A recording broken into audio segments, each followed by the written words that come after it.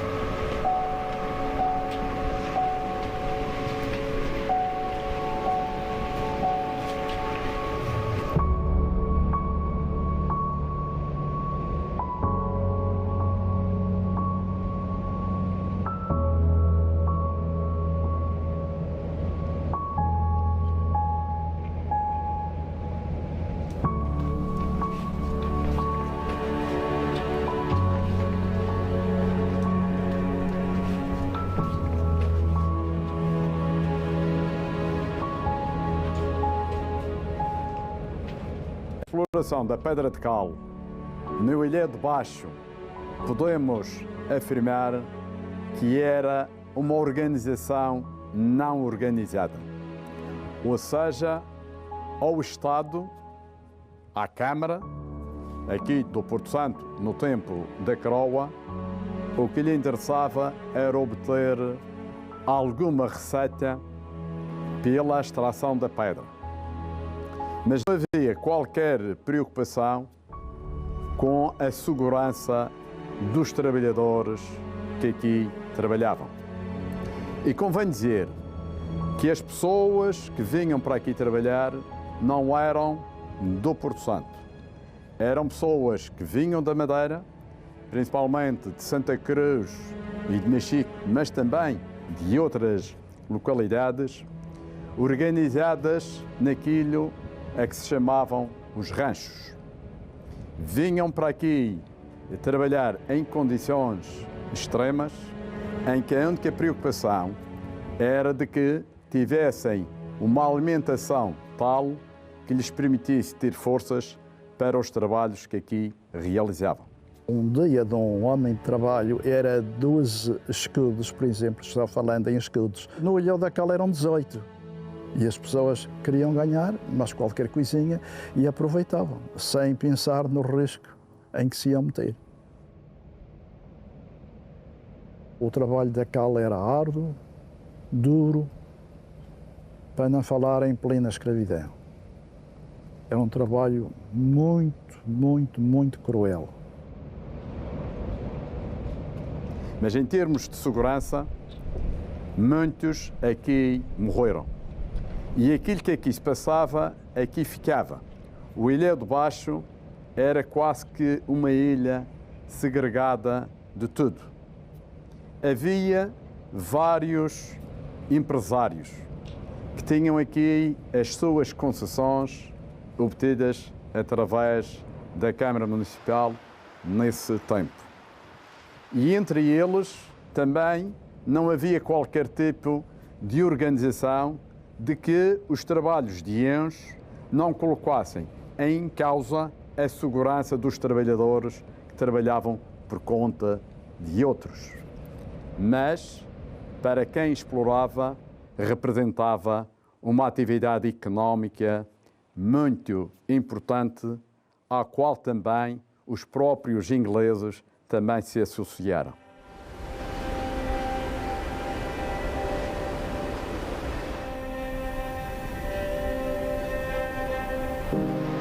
A extração de pedra de cal neste ilhéu era feita utilizando explosivos, pólvora negra, sendo a preferida a chamada pólvora de guerra, introduzida em pequenos orifícios, em pequenos furos, feitos através de um ferro. Sendo para tal utilizados dois termos. Um era que quem introduzia o ferro, ele fazia aquilo que se chamava fafa, ou seja, a cada pancada tinha que rodar o ferro e outro malhava. Este pormenor de a cada pancada rodar um pouco o ferro era para que o ferro não ficasse cravado ou preso dentro da pedra.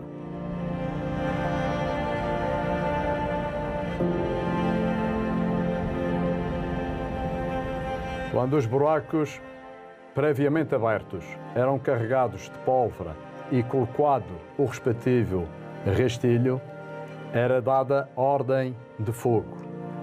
Aí os cavouqueiros tinham que se abrigar para se protegerem, quer da deslocação do ar, quer da projeção de pedras em covas previamente deixadas e chamadas dos gigantes.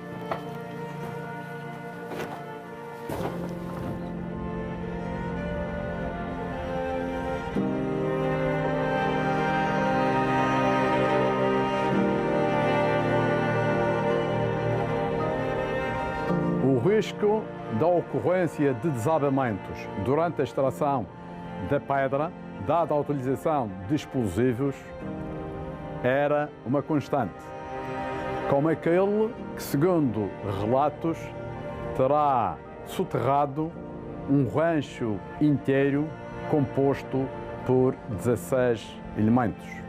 Segundo esses relatos, durante dias e dias, ouviram-se os seus gritos pedindo socorro, sem que ninguém tenha feito nada para os socorrer. Na atividade da extração da pedra, de forma a minimizar esse risco, deixavam para trás umas colunas, uns pilhares, conhecidos pelas pilhastras. Estes pilhares eram naturalmente feitos deixando para trás estas colunas de pedra.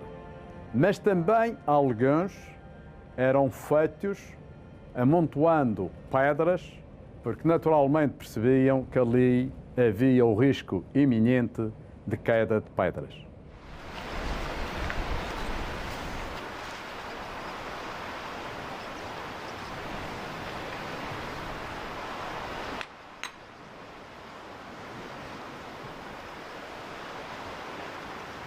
É interessante constatar que este material calcário, representado por sedimento fino e elevado conteúdo fossilífero, onde podemos identificar facilmente corais, algas, conchas de bivalves e de gastrotes, formou-se no fundo do mar há cerca de 15 milhões de anos atrás, muito antes da ilha primitiva ter emergido. Este ilhéu goza de vários estatutos de proteção legal, entre os quais se destacam o facto de ser monumento natural e o geossítio número 10 da Ilha do Porto Santo. Geossítio este de elevado interesse científico pelo facto de estar inserido na categoria temática da paleontologia, devido a este registro fóssil e que aqui percebemos perfeitamente que se trata de um antigo cemitério de corais, mas não podemos esquecer da importância que esta rocha calcária também teve do ponto de vista histórico, cultural e económico na indústria da cal, principalmente no arquipélago da Madeira. A forma de proceder ao embarque da pedra de cal deste ilhéu, de forma a fazê-la chegar até à Madeira, era ao longo da costa, em determinados locais estratégicos, escolher uma plataforma junto ao mar. E de cá de cima, aproveitando a maré cheia, atirar as pedras lá para baixo, diretamente para a água, de forma a que, quando a maré vazasse com a maré seca, os barcos ou barcaças pudessem encostar ou se aproximar de terra, de forma a permitir o embarque das pedras aí acumuladas. Tinha que ser com muito tempo, senão não se podia vir para ali. Eu andava numa estelha, era barqueiro, e o barco é que fazia o transporte para a Madeira. Para não fazer perca no barco, quando o barco caminhava dali do quase, já levavam uma estiva de areia da praia, com uma espessura mais ou menos, para quando se carregasse pelas costas, para não partir o fundo do barco. E era o relento, não havia casa de leme nessa altura, era a cana de leme, se chamava. Para não me viagens de ouro, mas o de verão era uma alegria, com bom tempo. Havia uma fábrica da cal, ali na rua do Anadia, ao descer, mas só para cozer esta cal, esta pedra, que era para queimar as casas, não havia 30, só havia 30 era para pintar portas, para parede não havia. Era tudo caiado com essa qualidade de pedra.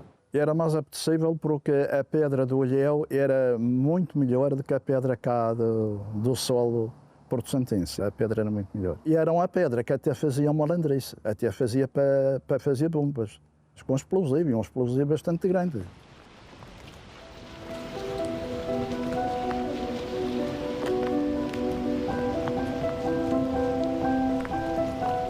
Na Engrade Grande existe uma gruta parcialmente submersa, onde é possível observar umas estalactites lávicas em forma de cresta sinuosa. E na pequena enseada que antecede, nas escarpas, também ainda é possível observar alguns vestígios da nossa floresta natural lauricida.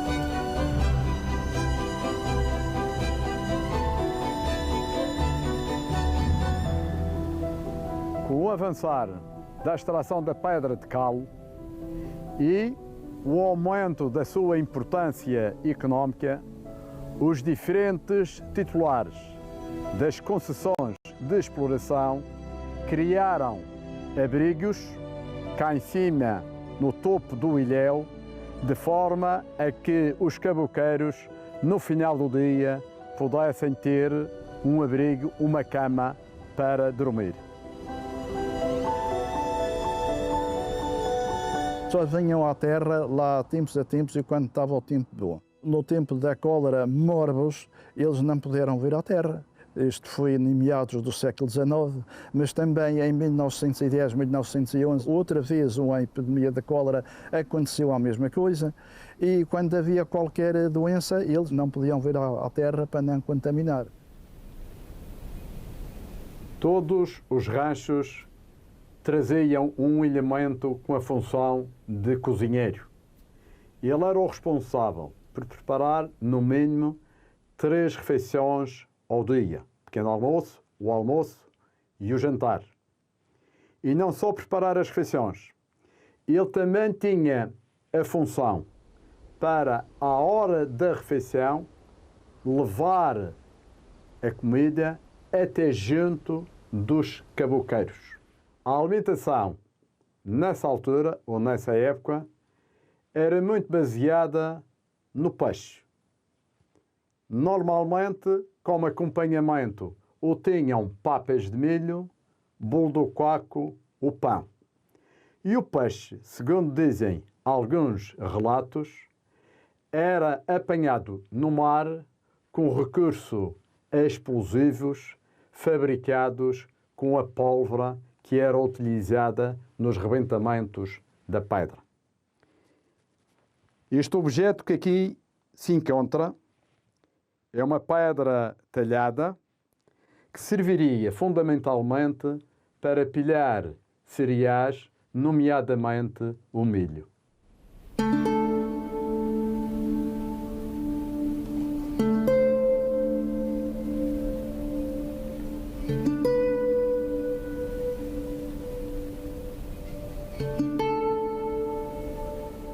Para o funcionamento dos fornos de cal, eram necessárias grandes quantidades de combustível, neste caso de carvão e, na falta do carvão, de lenhas. Ora, sucede que o Porto Santo não tinha lenha e o carvão também era escasso. A madeira, por sua vez, precisava da pedra de cal extraída do ilhéu de baixo, daí que se estabeleceu uma troca de a pedra ia para a madeira, mas também a madeira fornecia lenhas ao Porto Santo, principalmente através dos municípios de Mexico e Santa Cruz. No desenvolvimento da atividade, desenvolveram-se também vários conflitos de interesse, cada uma das partes tentando valorizar aquilo que fornecia à outra. Só que houve uma data que Mexico e Santa Cruz, as câmaras municipais lá, proibiram de vir mais lenha para o Porto Santo. O consumo de lenha era muito. E então a Câmara de Cal do Porto Santo retaliou. Quando Mexico e Santa Cruz precisavam de cal, o imposto era mais caro. Era mais caro que para São Vicente. Chegou a haver 15 fornos a laborar no Porto Santo.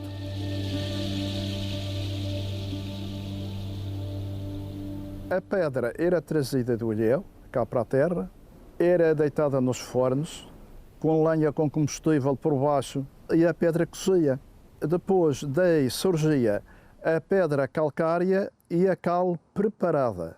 Ora bem, a pedra calcária era aquela que era puxada do forno, depois de cozida, era tirada para o lado cal em pedra, para ir dentro de bidões para o Funchal, e uma parte da cal era deitada a lastro dentro do forno e depois era deitada água em cima. Então existe aqui este reservatório que deitavam água e depois a água ia passando em cima da pedra e a pedra começava a derreter, até a cal ficar em pó. Ficava tudo em pó, seco. As sacas de cal, as primeiras, eram feitas de sarapilheira. E aí eram grandes, as sacas grandes, 50 a 60 quilos de cal. E depois a cal saía para a sarapilheira, ia para as costas com a transpiração da pessoa a pegar nos sacos. Alguns ficavam sem a pele pelava toda. E o mesmo acontecia nos fornos. Os operários não eram nada bem tratados, segundo reza a história. Mas ó, era o que se tinha no tempo, era assim. Era uma questão de sobrevivência. Era carregar o forno, pôr as agulhas e depois deitar a camada de lenha no fundo e depois uma camada, cozinha de carvão para incendiar o lomo, depois uma camadinha de pedra aí com uns 30, 40 de alto, mais uma camadinha de carvão, mais uma camada de pedra, mais uma camadinha de carvão, mais uma camadinha de pedra e que ia chegar ao fim. Olha, as saudades que tenho que era mais novo.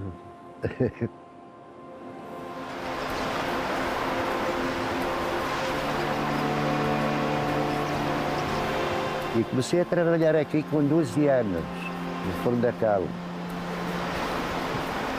E era aquelas pedras quentes, apanhava-se aquele calor. Depois deitava-se aqui no carrinho de mão em montanhas, fazia-se uma copaquinha, deitava-se água em cima. Isto atacava de fome aqui que ninguém via uns aos outros. Era mais ou menos uns 3 a regar a cal, serandava-se e depois enchia-se as sacas e depois ia-se lá para lá embaixo no quais. E aí vezes o barco vinha aqui carregar, aqui. E o rapaz aí do barco levava em cima de um chapéu e deitou para dentro do barco, às costas.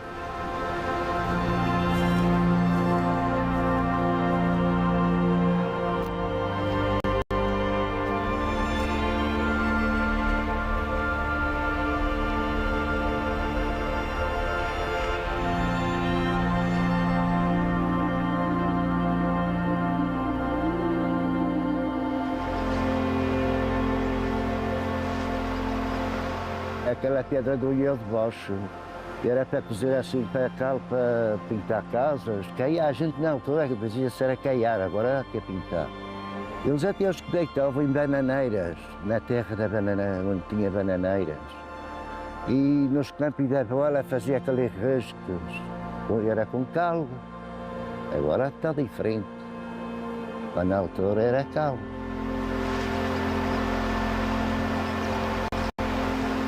Depois o ilhéu deixou de funcionar, já houve outras facilidades das pessoas ganharem mais dinheiro, em outros lados, e as pessoas começaram a abandonar e também já não fazia conta aos exploradores, aos empresários, estar lá mais tempo.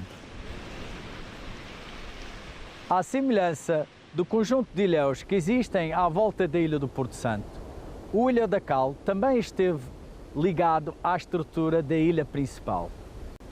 Mas a ação erosiva da água do mar acabou por isolá-lo e criar aqui um grande canal marítimo com cerca de 400 metros de largo, que atualmente é designado por Boqueirão de Baixo. Este fenómeno ocorreu após a última glaciação, há cerca de 10, 12 mil anos atrás. Tão perto e tão longe. Há poucos anos atrás surgiu a ideia de ligar o Porto Santo com o Ilhéu de Baixo através de um teleférico. Ideia que foi liminarmente rejeitada, pois foi considerado que iria fragilizar o ecossistema deste ilhéu, já considerado uma reserva marinha. Mas o que pode surpreender muitos foi uma proposta de Alberto Artur Sarmento, que se propunha a estabelecer uma ligação terrestre dominando o Boqueirão até o Ilhéu de Baixo e aproveitar as galerias abertas pela extração da pedra de cal para aí constituir um centro de diversão. Imaginem que até era proposto que ali fosse instalado um casino.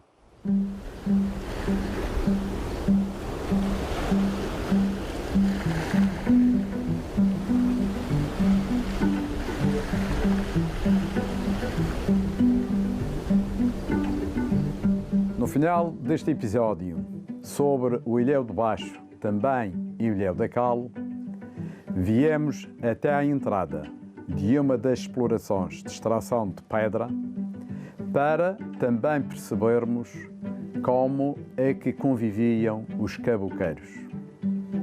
Podemos ver claramente que eles nos deixaram aqui algumas pistas. Isto aqui é praticamente o casinho do ilhéu. Esta mesa, ou com certeza que nesta mesa, muitos jogos se realizaram em convívio depois de uma jornada de intenso trabalho. Devia de arranjarem isto para ficar aqui com o servota aí, para o turismo ver isso, o que se trabalhava aqui há anos para trás.